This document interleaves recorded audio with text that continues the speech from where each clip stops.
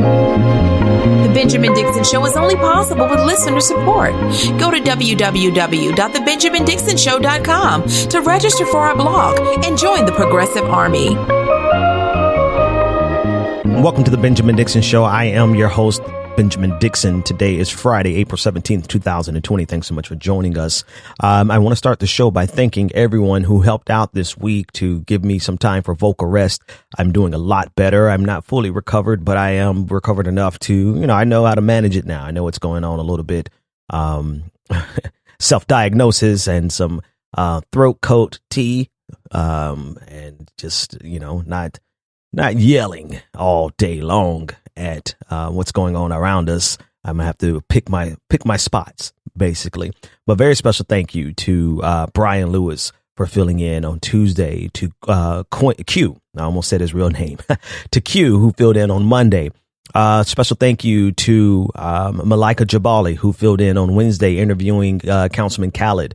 Great interview. And very special thank you, as always, to Professor Matt Sinkowitz and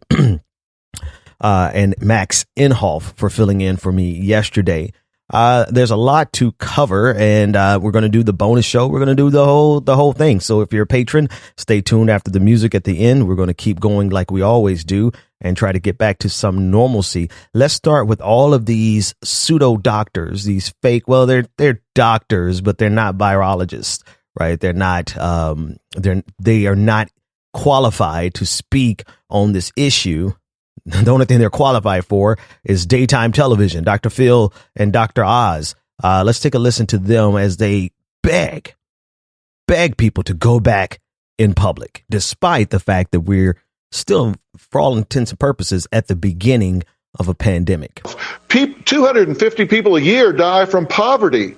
And the poverty line is getting such that more and more people are going to fall below that because the economy is crashing around us.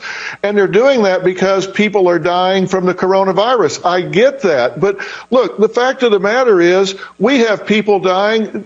45,000 people a year die from automobile accidents, 480,000 from cigarettes, 360,000 a year from swimming pools. But we don't shut the country down for that. But yet we're doing it for this. And the fallout is going to last for years because people's lives are being destroyed. Dr. Oz, help us. Well, first, we need our mojo back. Let's start with things that are really critical to the nation where we think we might be able to open without getting into a lot of trouble. I tell you, schools are a very appetizing opportunity. I just saw a nice piece in The Lancet arguing that the opening of schools may only cost us 2 to 3% in terms of total mortality. And, that's any life is a life lost. But to get every child back into a school where they're safely being educated, being fed, and making the most out of their lives with a theoretical risk in the backside, it might be a trade-off some folks would consider. We need to get industry back, supply lines. Things that we can do without putting the nation at risk.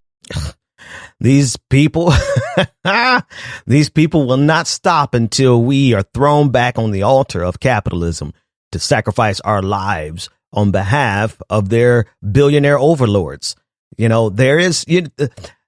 Unfortunately, the billionaire who is making out like a bandit the most is Jeff Bezos. He's still doing fine because, everyone is buying stuff offline.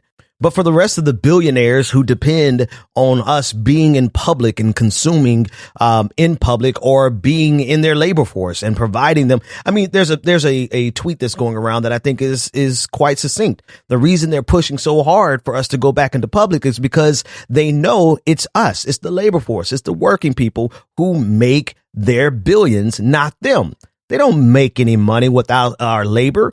They certainly don't make any money without our consumption. And the fact that now, most of us who are lucky enough, and I always want to pause and put this conversation in context because some people are not as lucky as you and I. Some people have to go out and work every single day in the face of this pandemic because they are essential workers. They are post carriers. There are people who are stocking the shelves at our grocery stores. There are people who are harvesting our crops to get food to market. There are people who are risking their lives every single day in order to keep this system running. And so anything I'm getting ready to say has to be in context of that, right? They are the people who we need. Literally, they are the people who we need, and we need to pour money into, not just hazard pay, but we need to make sure that they all have the health care that they need. We need to make sure that we have best practices in place to protect them. I think about the grocery workers all the time. It really should, if we're going to continue down this path, I almost think that it should be online purchases only, so that people who are stocking the shelves don't have to be around the general public. I mean, at least give the people a fighting chance, right? But in terms of the rest of us who are lucky enough to be able to stay at home, our consumption levels have decreased significantly. And what is happening? Well, you see, it's the consumer, it's demand that makes this economy go. It has always been the case. It's always been the case that demand makes the economy go. And without us out there consuming, the demand drops, jobs disappear. Consumption, demand. I'm putting emphasis there because for the last 40 plus years, we have been operating on a supply side economic model where we pour all of our investments into the supply side. We make sure that the quote unquote supply side has all the tax breaks. We've created this entire fiction in our country that says that the real job creators are the investors. No. What are you investing in when the people aren't consuming? Air?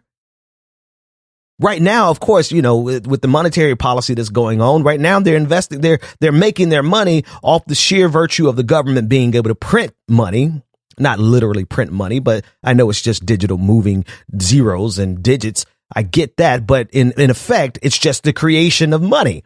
It's the fact that the federal government has the ability to create trillions of dollars out of thin air. And where is it going? Instead of going to ensure full employment, instead of going into government spending in areas that could help ameliorate this crisis, it's going into the hands of the market, into the hands of corporations and billionaires.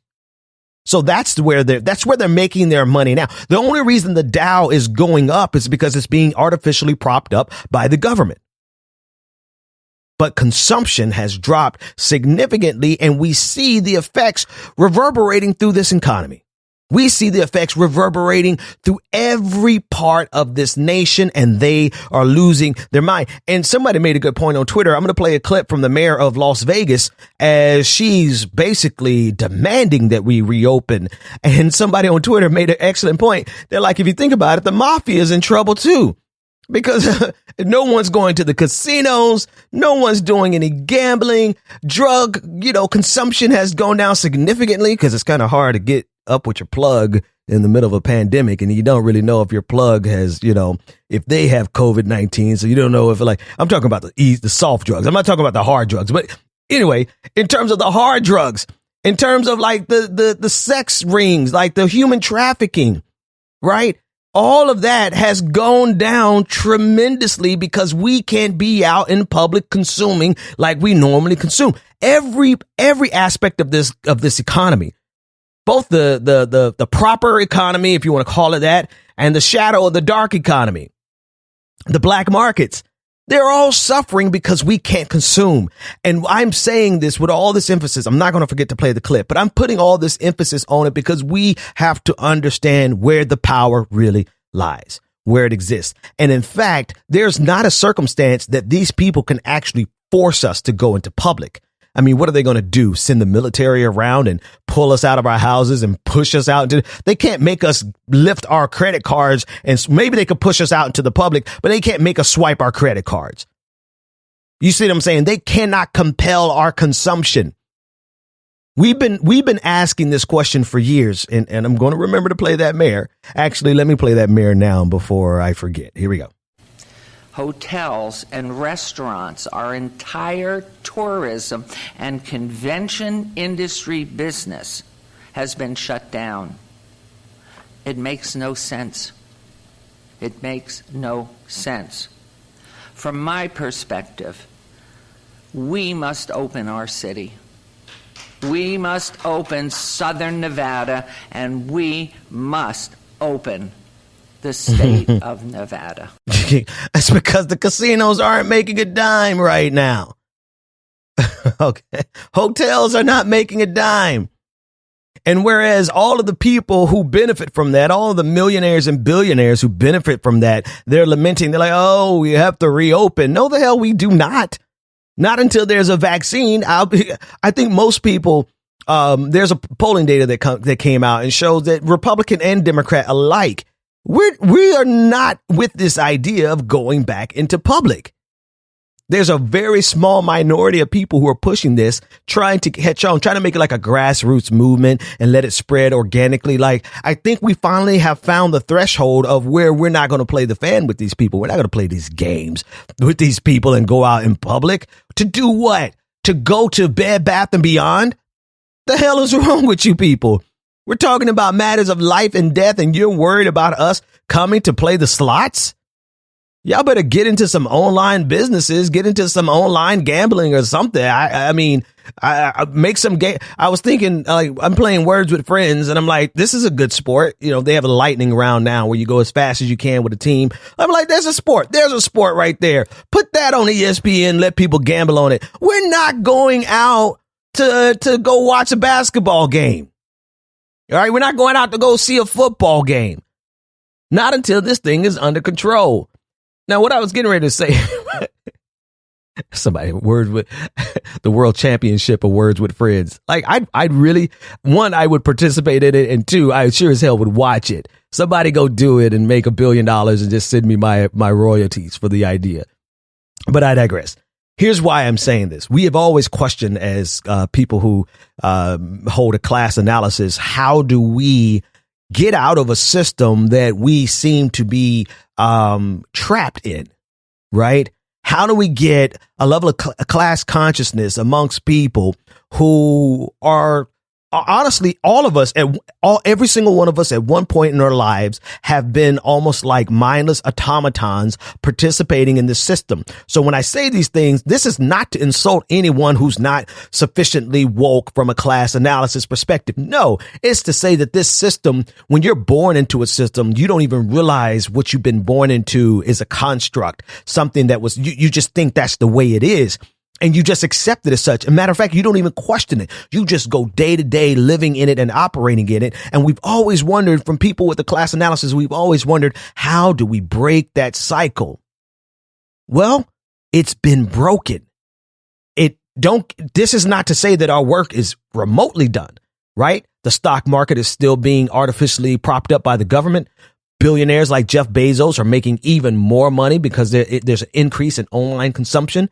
Right? There's still some very problematic spots, but in terms of people looking at our general way of life and participating in a system that's destructive, at this point, we cannot participate because it's not only destructive, but it will kill us.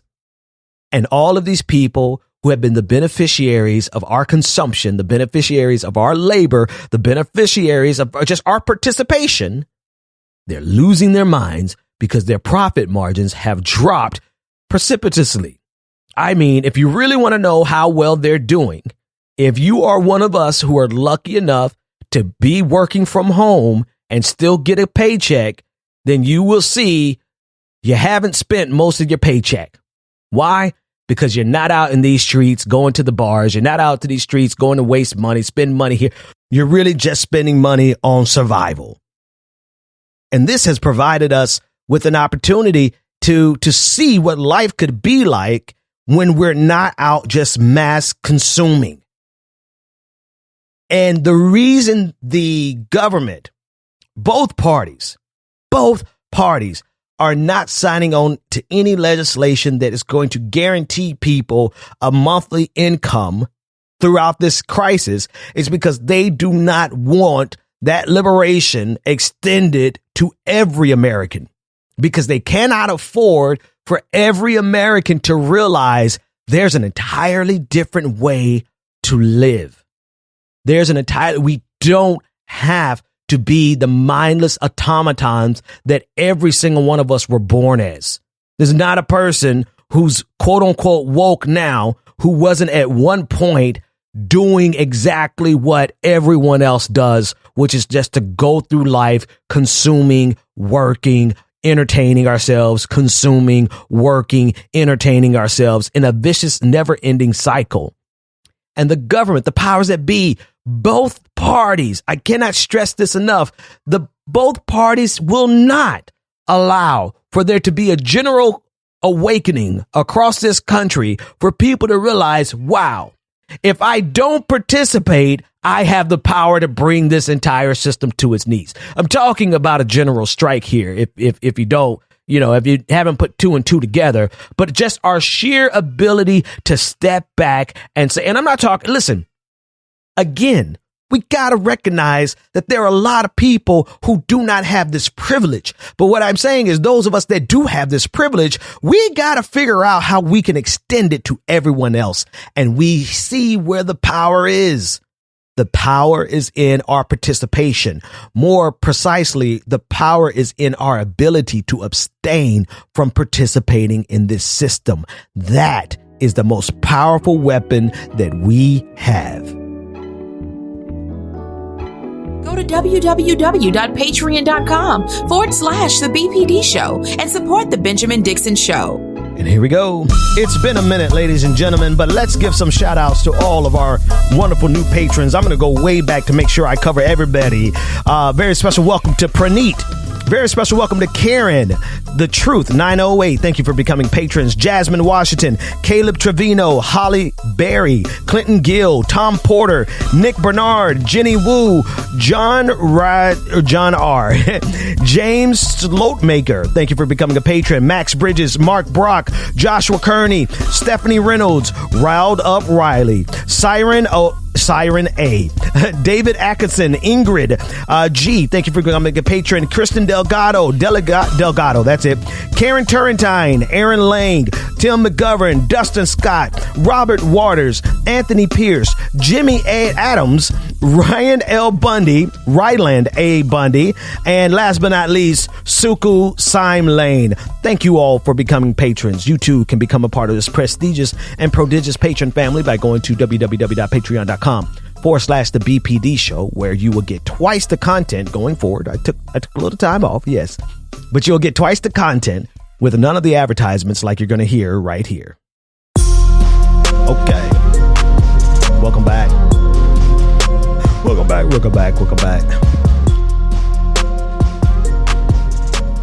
All right. Let's talk about the presidential race. Primaries essentially over.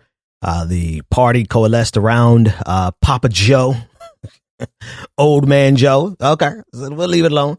That's fine. It is what it is. It's not going to work out it's not going to really work out the way they think it's going to work out, but I digress. I've already made my points. I've already said what I had to say. I've already put it on Twitter. Everybody knows that I think he is the absolute worst choice they could have made. They had a better chance of picking Amy Klobuchar to lead the ticket, but they decided to coalesce around Joe Biden. Okay, I'm not going to leave it there. I'm not going to say it again. A lot of people want to know, Ben, what are you going to do? Who are you going to vote for? People want to know, what are the Bernie bros going to do? I don't know. I can't speak for the Bernie bros. All I could do is speak for me. And what I'm going to do is my damn business. All right. I have one thing I'm not going to do is go out here and promote Joe Biden. I may not fight against him, but I'm certainly not going to promote him. And I said that a long time ago. I have no reason to. I have no incentive. He has not a single policy that I'm going to be excited. I need Medicare for all. Okay. I personally, along with millions of people, we're at 22 million people who are now unemployed in the last month. They estimate 9 million lost their direct benefit, right? Their health insurance, their employer-based health insurance, but not only the individual, but their family. So it's easy to assume that 22 million people have lost their health insurance. So it's not just me being selfish, advocating for myself. It's also looking at the reality that there are a lot of people who also need Medicare for all. But I digress. In terms of the race, the thing that I'm interested in right now is who is he going to pick for VP? And it looks like he might very well pick somebody like Amy Klobuchar. Right? He might pick somebody from a swing state. They're talking about the governor of Michigan, Whitmer, whatever. I could look it up, but I'm not. White women, which would be hysterical. Because so much has been invested into propping up Joe Biden with the idea that he's going to pick a black woman as his running mate. The K-Hive is running around here losing their minds over whether or not she's going to get the nomination, or whether she's going to be the black woman that gets the nomination, or whether it's going to be Stacey Abrams from Georgia. You know, who knows? If Joe Biden was smart, he most certainly would pick a black woman, because that's the only chance he has, period. If he messes around, and I hope none of his people are listening, but if he messes around and picks Amy Klobuchar, oh my God, not only would it be hilarious, but also be a nail in the coffin for the campaign. There's no reason. Well, nobody is going to be motivated to support this man. I mean, when I say nobody, already progressives are like, go to hell, Joe. But then you're going to have the K-High who are like, go to hell, Joe. Then you're going to have all the black women who support Stacey Abrams tell Joe, go to hell, Joe. It would be the end. But the funny thing about it, or actually the sad thing about it, is that the way the traditional Democratic consultant thinks, they think in terms of picking a vice president who's going to be a swing state, who's going to help secure their swing state. Right? Georgia's not quite a swing state yet. California is definitely not a swing state. And so those are the reasons why people are saying, yeah, it might be Stacey Abrams, but most likely not. Yeah, it might be Kamala Harris, but most likely not. All I'm saying is this whole race is being run by traditional Democratic establishment groupthink. And that's what lost Hillary Clinton the campaign. That's why she picked Tim Kaine. Tim Kaine, the absolute worst pick she could possibly pick in the picks of a vice presidential pick. Tim Kaine. When she picked him, that was it. I knew without a shadow of a doubt that it was over. They did not have the wherewithal. They didn't have the forward thinking enough to say, let's pick Bernie Sanders as the VP pick back then. Right? Bernie Sanders as the VP pick back then would have stopped Donald Trump without question. But Democratic consultants who get paid regardless, mind you, like I think if anything that we need to put some focus on is not only the mainstream media, but the Democratic consulting class, the political consulting class. There has to be some reckoning with these people, because they get paid hundreds of millions of dollars every year, regardless of whether they win or lose. This is one of the industries that you fail up over and over and over again. And the same people who helped Hillary Clinton pick Tim Kaine in 2016 are getting ready to mess around and pick somebody like Amy Klobuchar. I mean, it's guaranteed to be a woman, but it's not guaranteed to be a black woman. And all of the black people who are out here caping for Joe Biden, they're only doing so because they think that they're going to secure a black woman as the VP. And if you let this consultant class have their way, they're going to pick the female version of Tim Kaine, and Donald Trump is going to get another 4 years.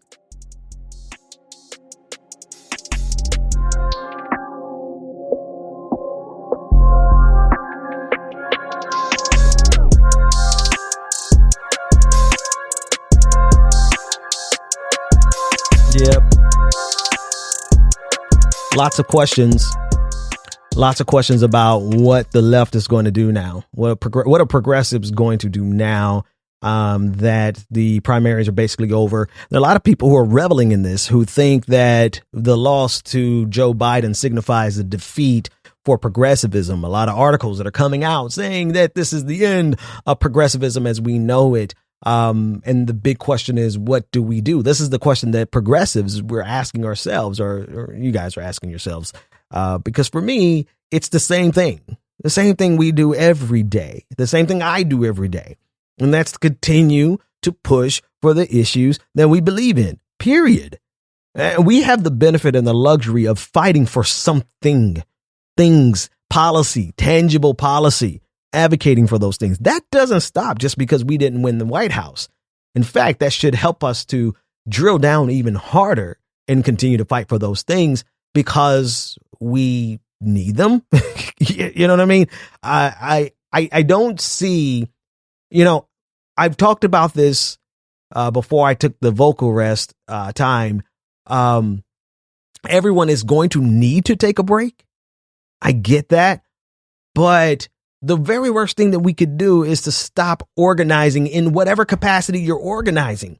People may, I do believe we need to get beyond just social media. And I think there are organizations that exist beyond social media.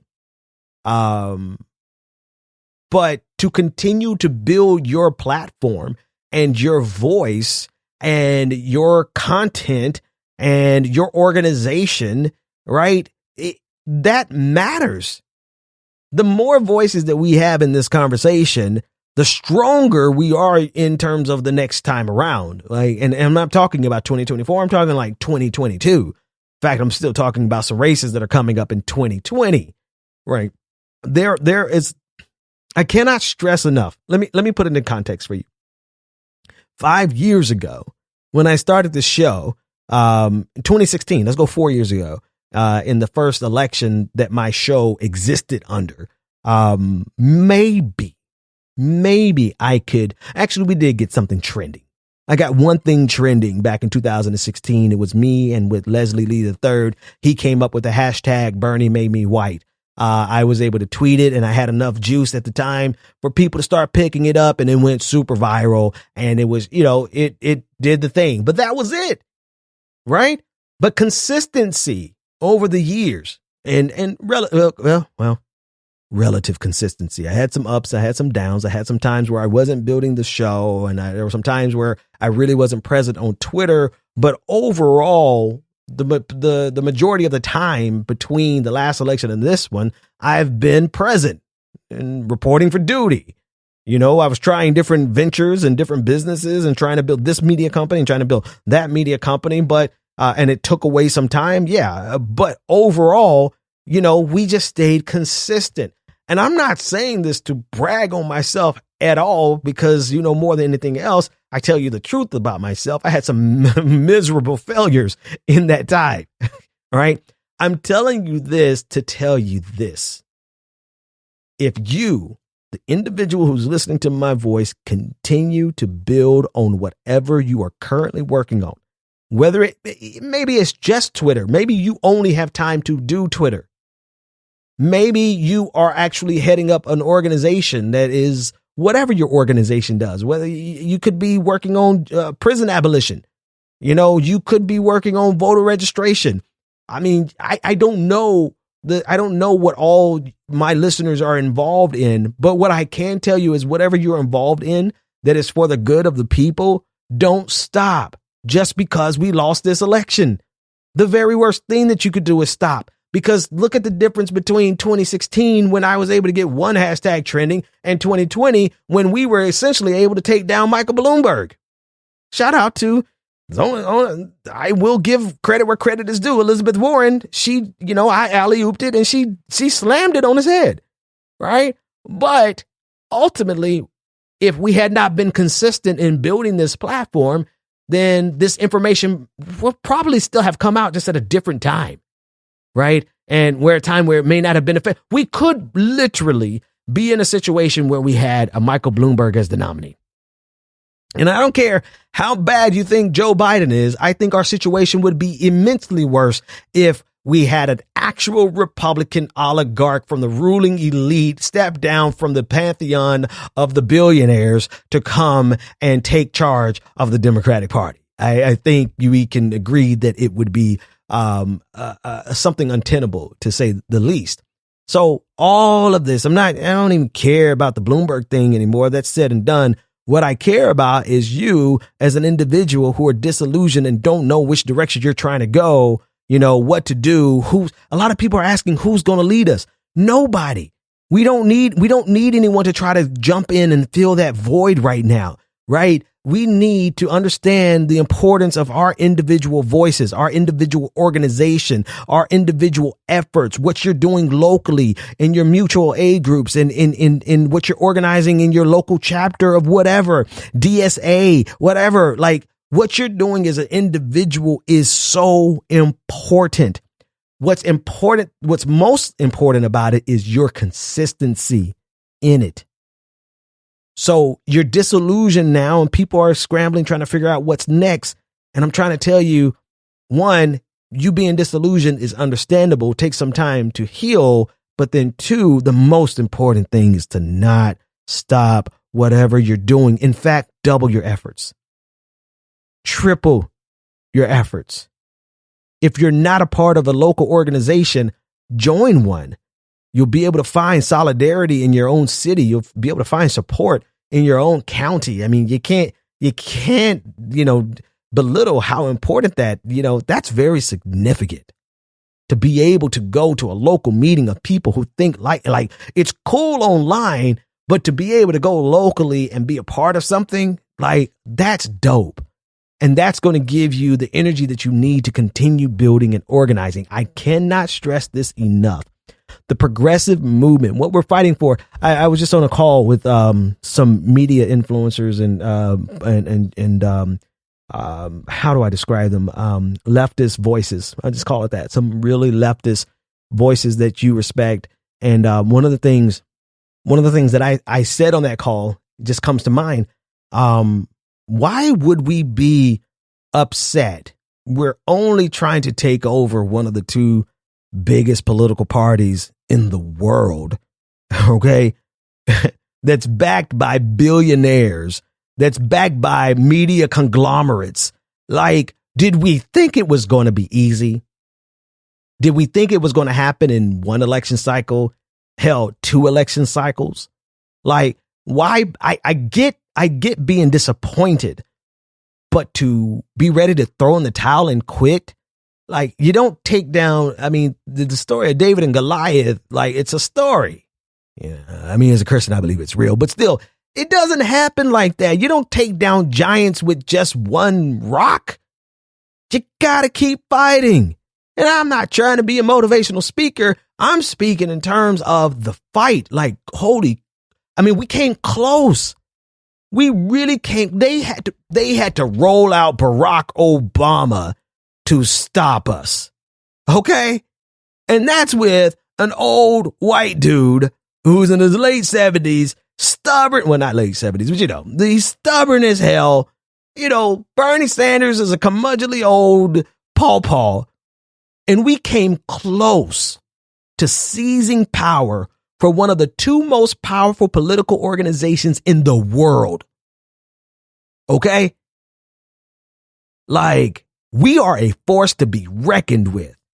And the thing that they are counting on the most is for you to become so disillusioned that you walk away from this permanently. Yeah, we're not doing that. Nope. Not on my watch. Patrons, stay tuned. We'll talk more after this music. Everyone else, have a wonderful and a safe weekend. I'll see you Monday. The Benjamin Dixon Show is only possible with listener support. Go to www.patreon.com/The BPD Show and support The Benjamin Dixon Show. If you like this episode, be sure to share, like, and subscribe.